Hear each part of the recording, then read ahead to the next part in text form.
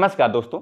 ये घटना है कानपुर शहर के काकादेव की, जो जेईई और नीट की तैयारी कराने हेतु कोचिंग संस्थानों के लिए विख्यात है, जहां महिला वार्डन के साथ रेप और हत्या का मामला निकलकर सामने आता है। हालांकि अभी तक इसकी पुष्टि नहीं हुई है, परंतु महिला की बेटी के द्वारा रेप और हत्या के आरोप लगाए जा रहे हैं।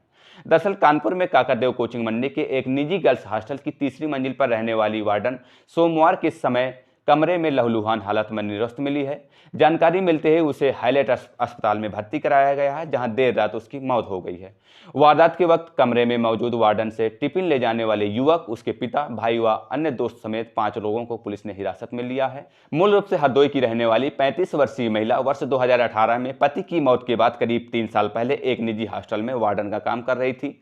वह हॉस्टल की तीसरी मंजिल पर बने कमरे में अपने 4 बच्चों के साथ रहती थी। बेटी के अनुसार मां हॉस्टल की देखरेख के साथ टिफिन भी बनाती थी। वारदात के समय कमरे से निकलकर भागने वाला युवक घर से रोज 12 टिफिन सप्लाई करने के लिए ले जाता था। साथ ही सब्जी भाजी और अन्य सामग्री लाने का काम भी करता था। देर रात महिला के भाई की तहरीर पर पुलिस ने टिफिन लाने ले जाने वाले युवक के खिलाफ हत्या का मामला दर्ज कर लिया है। पोस्टमार्टम रिपोर्ट के आधार पर दुष्कर्म की धारा बढ़ाई जाएगी। वार्डन की बेटी के अनुसार घटना के वक्त वह दूध लेने चली गई थी। पौन घंटे बाद लौटी तो कमरे का दरवाजा अंदर से बंद था। खटखटाने पर भी दरवाजा नहीं खुलने पर उसने हॉस्टल की नीचे की मंजिल पर रहने वाली गोरखपुर की एक युवती को बुलाया।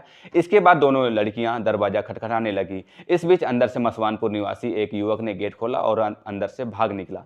बेटी के अनुसार मां निर्वस्त्र हालत में अचेत पड़ी थी। बिस्तर पर खून फैला हुआ था। पास की दीवारों पर भी खून की छींटें थी।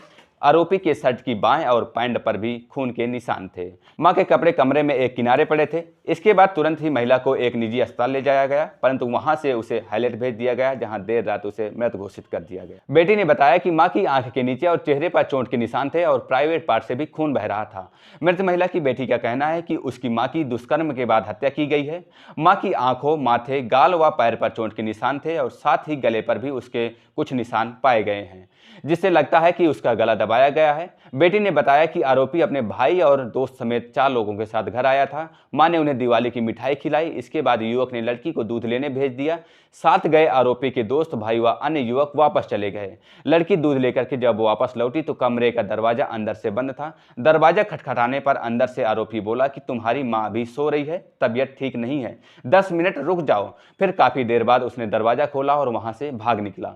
अभी तक प्राप्त जानकारियों में से इतना ही। फिलहाल जांच अभी चल रही है। जानकारी मिलते ही आपको अपडेट दिया जाएगा। तब तक के लिए बहुत बहुत धन्यवाद। जय हिंद, जय भारत।